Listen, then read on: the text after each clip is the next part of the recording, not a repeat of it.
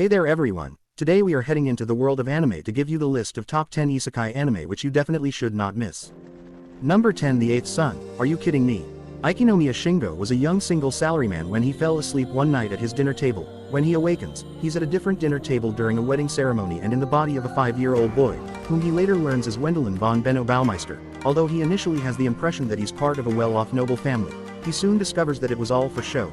His family is actually poor and illiterate, and lives in a thinly populated area on the outskirts of civilization.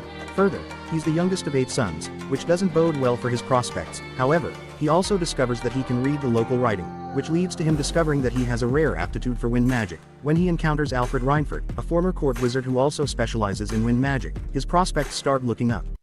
Number 9, I Am Standing on a Million Lives. Yusuke Yatsuya has always disliked Tokyo, but he especially hates the people who live in it. He would rather thrive in a virtual world than try to get along with those around him. At the end of one school day, he sees the popular athlete Ayu Shindo talking to Kusu Hakozuki, who spends less time in school due to illness, but when he looks away from the two and back again they have seemingly disappeared. Mere moments later, Yatsuya enters a state of free fall, and the world begins to change around him, dropping into a large pool of water. The first thing he sees when he comes to his senses is an assortment of enormous monsters. He soon finds out that he has been brought into a game world by Shindo and Hakozuki and that he must complete a quest within 14 days. There is one thing that separates this world from the real world. Anyone who dies will be brought back to life in 30 seconds as long as one party member is alive. Tasked with numerous quests that increase in difficulty over time, Yatsuya, Shindo, and Hakozuki attempt to discover the mystery behind the perplexing game world. Number 8, Endride. Shun Asanaga is a 15-year-old junior high school student with an optimistic and bright personality. One day, he finds a mysterious crystal in the office of his father who is a scientist and businessman. When Shun touches it, the world becomes distorted, and he is sent into the world of Endra. Emilio, a prince of the kingdom of Endra, is nearing his 16th birthday and despises the reigning king, Delzane. Since Emilio is now at the age when he can inherit the throne, he takes up a weapon and attempts revenge. However, because Emilio is too weak, he is captured by Delzane and put in prison. When Emilio is in grief, the wall of his cell becomes distorted and Shun appears from there with 2 goals: return to his own world, and complete Emilio's revenge. What future lies ahead for the 2 boys trying to survive in Endra, yet raised in 2 different worlds? Number 7, The Master of Ragnarok. For Yuto, what began as a selfie with a mystical shrine mirror ended with his sudden transportation from the modern world to a war-torn one called Yggdrasil. Here, it's survival of the fittest, with the different clans constantly battling and vying for power, land, and resources. Luckily for Yuto, he has a different sort of power at his fingertips: his smartphone, which somehow still has access to the internet. Thanks to his ability to research and implement all sorts of tactics and technologies, in just over 2 years, he now sits as the patriarch of the Wolf clan. Not only does he command thousands of troops, but he also has an entourage of beautiful, strong, and important women that continues to grow in size as time goes by. More than anything, though, Yuto just wants to return home. Number 6, Didn't I Said to Make My Abilities Average in Next Life. Having stood out from others most of her life due to her exceptional character, Misato Kurihara has lived without neither the joy of having close friends nor the experience of having a regular life. However, after a sudden death, she was transported to a divine realm to be reincarnated, and granted one wish to top it off. Thinking about the ordinary life that she had always wanted, she wished to be born as a normal person, with abilities that are average for the world she will resurrect in. Reborn as Adele von Asham, the daughter of a noble, she possesses magic powers completely exceeding what one would label average. Still desiring to carry out the life she wanted, she leaves her home and enrolls at a hunter school in a faraway kingdom using Mile as an alias. However, try as she might to hide her overpowering potential, attaining her goal will be difficult, especially when facing against the crazy situations that ensue.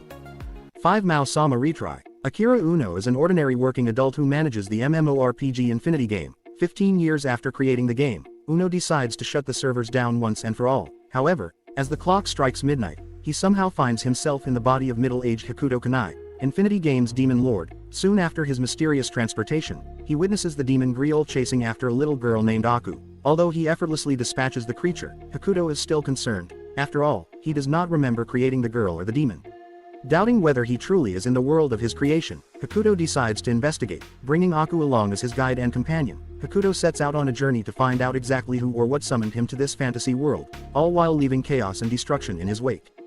Number 4, Last Exile. In the world of Prester, flight is the dominant mode of transportation, made possible by Claudia Fluid, a liquidized form of the crystals that are produced on the planet. An organization known solely as He Guild has absolute authority over the skies, with a monopoly on the engines that make use of this fluid. Moreover, as ecological disasters destabilize the warring countries of Anatore and Dissif, the Guild also arbitrates in the disputes between the two.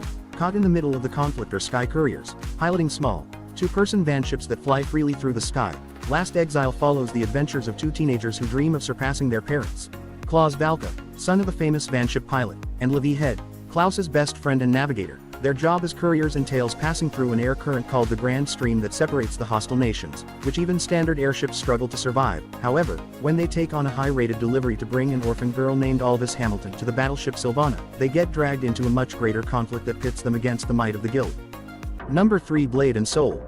In a fantasy setting where the Param Empire is the predominant power player, Alka is an independent assassin from the Clan of the Sword, a village renowned for producing efficient, skilled killers whose throat-slashing specialty make them terrors in stealth missions or straight-up fights. Alka learned her lessons on constraining her emotions a little too well, though, for she approaches everything dispassionately. Even seeking vengeance for a master slain by agents of Param does not get a rise from her. But those potent agents who killed her master are also seeking her, for she bears a butterfly-shaped tattoo that somehow allows her to resist the power of impurity, the dark energy that they can channel. Ultimately, Alka and Jin Varl, the ice-cold leader of the impurity-empowered agents, are on a collision course, but along the way Alka must also deal with a bounty hunter who has Alka in her sights, the softly ruthless proprietress of a prominent inn, the leader of a bandit gang, and the fact that ordinary people who associate with her for even a short while have a bad habit of winding up dead. And when the stoicism of someone who has repressed her emotions for so long starts to crack, the results are messy indeed.